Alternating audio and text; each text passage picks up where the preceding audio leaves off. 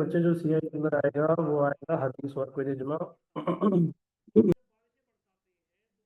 कोई टॉपिक है हदीस वर्क विद इजमा। और इजमा का आ गया तो आपको इसको P1 के अंदर भी लिखना होगा। अगर सिर्फ फॉर एग्जांपल सवाल आ गया कि हाउ व्हाट इज इजमा एंड हाउ इजमा वर्क विद प्राइमरी सोर्सेज। अब प्राइमरी सोर्सेज दो हैं हमारे पास, एक कुरान है और एक हदीस है। और सेकेंडरी सोर्सेज कितनी है मेरी जान? सेकेंडरी सोर्सेज भी दो हैं, एक इजमा है और एक कियास है। अब आपने इंट्रोडक्शन लिखा। आपने इंट्रो लिखा किसके ऊपर बेटा मेरे बच्चे? इजमा के ऊपर। आपने बताया इजमा कौन सी सोर्स है? इजमा सेकेंडरी सोर्स है। कौन सी सोर्स है? इजमा सेकेंडरी सोर्स है। इजमा सेकेंडरी सोर्सेज है तो मेरे बच्चे रूलिंग अकेले प्रोवाइड नहीं कर सकती। क्या अकेले प्रोवाइड नहीं कर सकती? रूलिंग अलोन काम नहीं कर सकती। ये सेकेंडरी सोर्स है, रूलिंग अकेले प्रोवाइड नहीं कर सकती। ये लॉ अकेले मेड नहीं कर सकती। प्रॉफिट सल्लल्लाहु अलैहि वसल्लम ने इजमा, और इजमा को क्या कहते हैं? इजमा को कहते हैं कंसेंसस। इजमा को कहते हैं ओपिनियन। प्रॉफिट सल्लल्लाहु अलैहि वसल्लम ने इजमा की इजाजत दी। मेरे आका नबी सल्लल्लाहु अलैहि वसल्लम ने फरमाया my community will never agreed upon an error. Error के ऊपर agree, my community will never agreed upon an error my. उसके बाद अब आएगा मेरे बच्चे हदीस। कौन सी है? प्राइमरी सोर्स है। और हदीस जो है वो रूलिंग अकेले प्रोवाइड कर सकती है। हदीस जो है वो इंडिपेंडेंट है। अब हदीस प्राइमरी सोर्स है, हदीस रूलिंग अकेले प्रोवाइड नहीं कर सकती, हदीस इंडिपेंडेंट है। आप फिर इसके बाद बेटा मेरे बच्चे मेरी जान आप जवाब देंगे, आप बताएंगे कि भाई नबी सल्लल्लाहु अलैहि वसल्लम की हदीस को ओबे करना मैंडेटरी है। अल्लाह ने कुरान के अंदर फरमाया he who obeys messenger obeys अल्लाह। जिसने नबी को माना उसने अल्लाह को माना। He who obeys messenger obeys अल्लाह। जिसने नबी को माना उसने अल्लाह को माना। सूरह निसा 4:80। He who obeys messenger obeys अल्लाह। सूरह निसा 4:80। He who obeys messenger obeys अल्लाह। सूरह निसा 4:80। अब ये तो आ गया मेरे बच्चे, ये तो आ गया P1 के अंदर, जिसमें आपने जो है वो इजमा का इंट्रोडक्शन दिया, जिसमें आपने हदीस का इंट्रोडक्शन दिया। आपने बताया कि इजमा कंसेंसस होता है, इजमा ओपिनियन होता है, और इजमा सेकेंडरी सोर्स है। ये रूलिंग अकेले प्रोवाइड नहीं कर सकता, ये लॉ अकेले नहीं प्रोवाइड कर सकता। प्रॉफिट अलाउड टू डू इजमा as he said my community will never agreed upon an error. उसके बाद नबी सल्लल्लाहु अलैहि वसल्लम अलाउड टू डू इजमा as he said my community will never agreed upon an error. मेरी कम्युनिटी किसी एरर के ऊपर अग्री नहीं करेगी। और नबी सल्लल्लाहु अलैहि वसल्लम की इजाजत के बाद प्रॉफिट सल्लल्लाहु अलैहि वसल्लम, ये इजमा जो है वो कभी कभार किसके साथ काम करता है? हदीस के साथ काम करता है। जिधर हदीस जो है, हदीस के ऊपर नया क्वेश्चन सवाल हो जाता है, नया क्वेश्चन अराइज हो जाता है, और प्रॉफिट सल्लल्लाहु अलैहि वसल्लम ने हिमसेल्फ जब इजमा की इजाजत दी है तो ये हदीस के साथ मिलकर काम करता है। हदीस क्या है? हदीस प्राइमरी सोर्स है। हदीस रूलिंग अकेले प्रोवाइड कर सकती है, हदीस इंडिपेंडेंट है। आका नबी सल्लल्लाहु अलैहि वसल्लम के अल्लाह ने कुरान में फरमाया he who obeys messenger obeys अल्लाह। सूरह निसा 4:80। सर जिसने नबी को माना उसने अल्लाह को माना, जिसने नबी को माना उसने अल्लाह को माना, जिसने नबी को माना उसने अल्लाह को माना, जिसने नबी को माना उसने अल्लाह को माना। He who obeys messenger obeys अल्लाह। सूरह निसा 4:80। यहाँ तक बात होगी बेटा मेरे बच्चे मेरी जान। उसके बाद आप अगला पैराग्राफ बनाएंगे, आप बताएंगे भाई पहली एग्जाम्पल हदीस वर्क विद इजमा की। पहली एग्जाम्पल हदीस वर्क विद इजमा की। आप पहली एग्जाम्पल बताइए किस चीज की? हदीस वर्क विद इजमा की। आप पहली एग्जाम्पल बताइए हदीस वर्क विद इजमा की। पहली एग्जाम्पल हदीस वर्क विद इजमा की मेरे बच्चे। वेरी गुड, शाबाश। पहली एग्जाम्पल हदीस वर्क विद इजमा की जो है वो है मेरे बच्चे कंपाइलेशन ऑफ होली कुरान।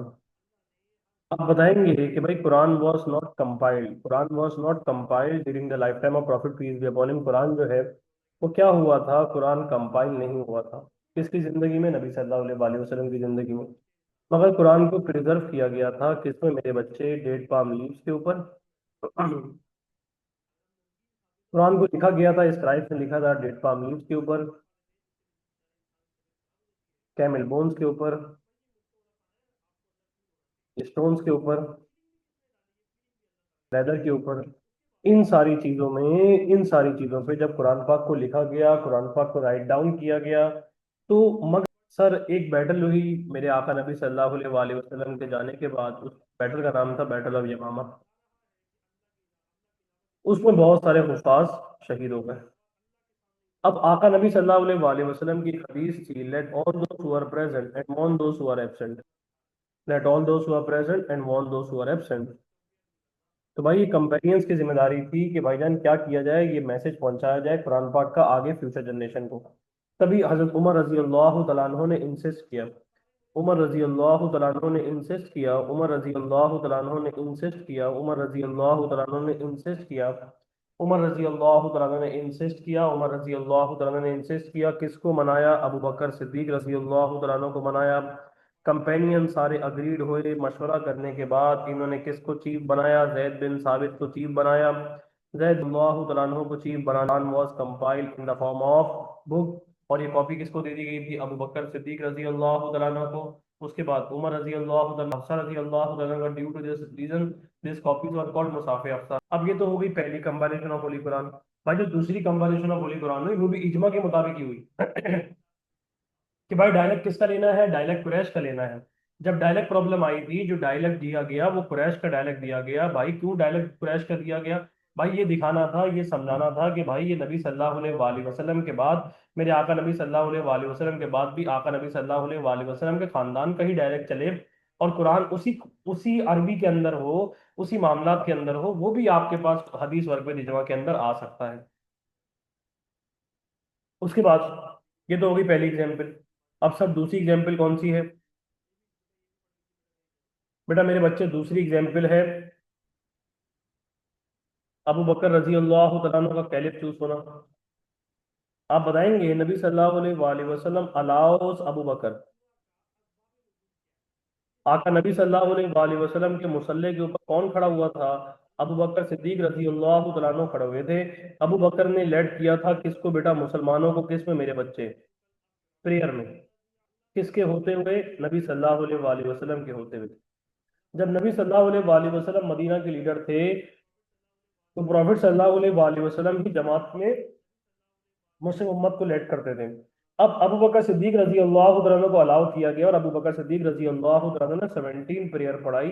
आका नबी सल्लल्लाहु अलैहि वसल्लम के दुनिया में होते हुए जुमेरात की ईशा की नमाज, जुम्मे की 5 नमाजें, हफ्ते की 5 नमाजें, इतवार की 5 नमाजें, पीर की सुबह फजर की नमाज, 17 नमाजें अबू बकर सिद्दीक रजी अल्लाह तआला ने फरमाई। और आका नबी सल्लल्लाहु अलैहि वसल्लम अबू बकर सिद्दीक रजी अल्लाह तआला को बहुत ज्यादा रिगार्ड देते थे, बहुत ज्यादा रिस्पेक्ट देते थे। अबू बकर सिद्दीक रजी अल्लाह तआला को पहला अमीर हज भी बनाया था। पहले हज को लीड किसने किया था? अबू बकर सिद्दीक रजी अल्लाह तआला ने किया था। तो एक मीटिंग हुई थी जिसका नाम था सकीफा बनी साइदा में।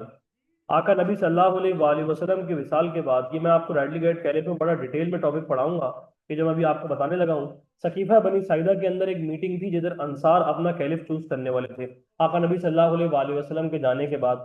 मगर वहां पे 3 मुहाजिरीन पहुंचे थे। वो उन मुहाजिरीन में से कौन थे? वो मुहाजिरीन में से कौन कौन थे? एक का नाम था अबू बकर रजी अल्लाह तआला अन्हु।